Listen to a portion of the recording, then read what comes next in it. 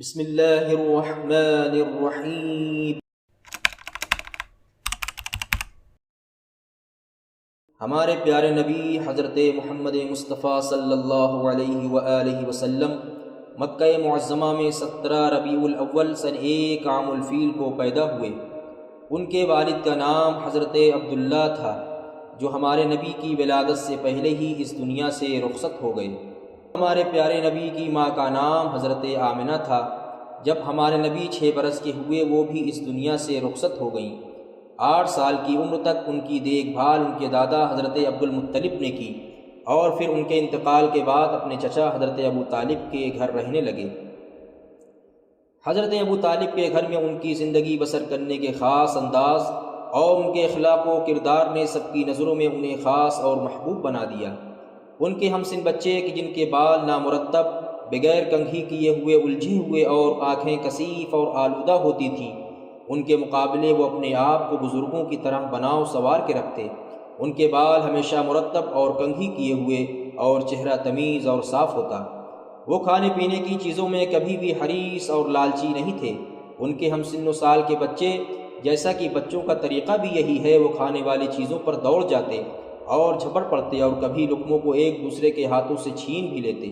لیکن وہ ہمیشہ کم کھانے پر اکتفا کرتے، اور کھانے میں حرص اور لالچ ان کے یہاں بالکل بھی نہیں تھی، اور ہمیشہ ان کی زندگی میں ان کی عمر سے زیادہ متانت، سنجیدگی اور بزرگی نظر آتی تھی۔ بعض روز نیند سے اٹھتے ہی آب زمزم کے کنویں کے پاس چلے جاتے اور اس سے ایک چلو پانی لے کر پی لیتے، اور جب ناشتے پر کھانے کے لیے بلایا جاتا تو کہتے، مجھے بھوک کا احساس نہیں ہے۔ انہوں نے بچپن میں اور نہ ہی اپنی پوری زندگی میں کبھی بھی بھوک اور پیاس کی بات اپنی زبان پر نہیں لائی۔ ان کے چچا حضرت ابو طالب ان کو ہمیشہ اپنے بستر میں سلاتے۔ وہ کہتے ہیں کہ میں نے نہ کبھی ان سے جھوٹ سنا اور نہ ہی کبھی کوئی ناشائستہ حرکت اور نہ ہی بلا وجہ ہنسی دیکھی۔ ہمارے نبی نے 13 سال کی عمر میں اپنے چچا حضرت ابو طالب کے ہمراہ شام کا سفر کیا، اور وہ یہی سفر تھا جس میں ان کی شخصیت، عظمت، بزرگی اور امانت داری اور نمایاں ہو گئی۔ 25 سال کی عمر میں حضرت خدیجہ سلام اللہ علیہا سے شادی ہو گئی۔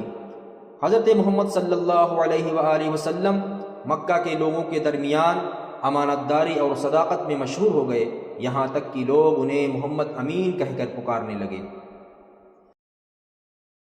اور اسی سن و سال میں جب حجر اسود کو نصب کرنے کا معاملہ پیش آیا اور 4 قبیلے اس افتخار کو اپنے نام کرنے کے لیے ایک دوسرے کے مقابلے میں کھڑے ہو گئے، اور ہر قبیلہ یہ چاہتا تھا کہ یہ امتیاز اور افتخار اس کی جھولی میں آئے، اور اسی کشمکش میں 3 سے 4 دن گزر گئے، لیکن معاملہ حل نہیں ہوا۔ آخرکار طے پایا کہ جو شخص سب سے پہلے مسجد میں داخل ہوگا وہی ہمارے درمیان فیصلہ کرے گا۔ تقدیر الہی سے جو شخص مسجد میں داخل ہوا وہ محمد صلی اللہ علیہ وآلہ وسلم کی ذات گرامی تھی۔ جیسے ہی لوگوں نے نبی کو دیکھا سب خوش ہو گئے، کیونکہ پیغمبر امانت داری، صداقت، پاک اور سالم طبیعت صفت رکھنے والے انسان کے نام سے پہچانے اور جانے جاتے تھے۔ قبیلوں کے بزرگوں نے پیغمبر سے درخواست کی کہ وہ حجر اسود کے نصب کرنے کے معاملے میں اپنا فیصلہ سنائے۔ پھر کیا تھا، پیغمبر نے ایک چادر منگوائی اور حجر اسود کو اس میں رکھ دیا، اور چاروں قبیلے والوں سے کہا کہ سب چادر کے چاروں کونے کو پکڑ کر اٹھائیں۔ سب نے اٹھایا اور بلند کیا۔ پھر پیغمبر نے حجر اسود اپنے دست مبارک سے اٹھا کر اس کی جگہ پر نصب کر دیا۔ پیغمبر نے اپنی اس حکمت عملی سے ایک بڑے فتنے اور فساد کو روک دیا، اور اپنی تدبیر، مہارت اور بصیرت کو بھی ثابت کر دیا۔ اور دوسری طرف پیمانے حلف الفضول جو قریش کے چند گروہ کے درمیان دوران جاہلیت میں مکہ کے اندر مظلوم اور ستم دیدہ کی حمایت کے لیے انجام پایا، اس میں بھی پیغمبر نے اپنی نوجوانی کی عمر میں شرکت کر کے انسان اور بشر دوستی کا ثبوت دے دیا۔ ان کی پاک طبیعت، بلند اخلاق، حسن سلوک، اخلاص، نیک کردار، شرک اور بت پرستی سے دوری، دنیاوی چمک دھمک سے بے اعتنائی اور نظام طبیعت اور خلقت میں غور و فکر انہیں پوری طرح دوسرے لوگوں سے ممتاز اور جدا بناتا تھا۔ ہمارے نبی کو 40 سال کی عمر میں خدا کی طرف سے اپنی پیغمبری کے اعلان کا حکم ہوا، اور خدا کے حکم سے ان کی دعوت تبلیغ 3 سال تک پوشیدہ رہی۔ اس مدت کے گزر جانے کے بعد اس آیت کے حکم سے وَأَنذِرْ عَشِيرَتَكَ الْأَقْرَبِينَ یعنی اپنے قریبی رشتہ داروں کو ڈراؤ، اپنی دعوت تبلیغ کو آشکار کر دیا، جس کا آغاز اپنے قریبی رشتہ داروں سے کیا، پھر ایک خدا کی عبادت و بندگی، اس کی اطاعت، شرک و بت پرستی سے دوری کی دعوت کو عام لوگوں کے کانوں تک پہنچا دیا۔ اور پھر مکہ کی 13 سال مشکل بھری تبلیغ کے بعد آخر کار ہجرت کرنے پر مجبور ہو گئے، اور مدینہ ہجرت کرنے کے بعد پیغمبر صلی اللہ علیہ وآلہ وسلم نے سب سے پہلے مسجد تعمیر کروائی، اور جو لوگ ان کے ساتھ ہجرت کر کے آئے تھے یعنی مہاجرین، اور وہ لوگ جو خود مدینے کے رہنے والے تھے یعنی انصار، ان کے درمیان عقد اخوت پڑھایا، یعنی آپس میں بھائی چارگی سے رہنے کا عہد و پیمان۔ انصار نے مہاجرین کے لیے اپنے گھر کے دروازے کھول دیے، اور پھر اللہ کے نبی نے اسلامی حکومت کو قائم کیا تاکہ اللہ کی شریعت اور قانون کا نفاذ ہو سکے، اور کسی پر ظلم و زیادتی نہ ہو، لوگوں کے ساتھ عدل و انصاف ہو، اور مدینہ پیغمبر کی تبلیغ دین کے لیے بھی مناسب اور سازگار ہو گیا۔ ہجرت کے 10ویں سال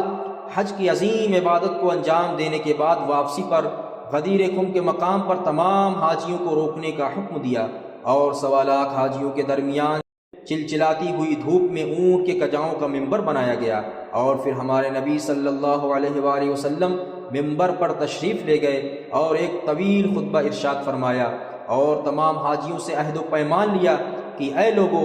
الست اولی بکم من انفسکم، کیا میں تم سے زیادہ اولویت، برتری اور اختیار نہیں رکھتا؟ قالوا بلا، سب نے ایک آواز ہو کر کہا کیوں نہیں۔ جب سب نے اقرار کر لیا اس کے بعد فوراً فرمایا، من کنت مولاہ فہذا علی مولا، اللہم وال من والاہ وعادم من عاداہ وانصر من نصرہ واخذل من خذلہ۔ پس جن لوگوں پر میں اولویت، برتری اور اختیار رکھتا ہوں، یہ علی بھی ان پر اولویت، برتری اور اختیار رکھتے ہیں۔ اور پھر دعا کی، اے اللہ، اس کو دوست رکھ جو علی کو دوست رکھے، اور اس کو دشمن رکھ جو علی کو دشمن رکھے، اور اس کی مدد کر جو علی کی مدد کرے، اور اس کی مدد نہ کرنا جو علی کی مدد نہ کرے۔ اس طرح پیغمبر صلی اللہ علیہ وآلہ وسلم نے مولا علی علیہ السلام کی ولایت و امامت کا غدیر خم میں اعلان کر دیا، اور پھر چند ہی مہینوں کے بعد ان کی عظیم رسالت اور نبوت کا دور ختم ہو گیا، یعنی ہمارے پیغمبر ہجرت کے 11ویں سال 28 صفر کو اس دنیا سے رخصت ہو گئے۔ اللهم صل على محمد وآل محمد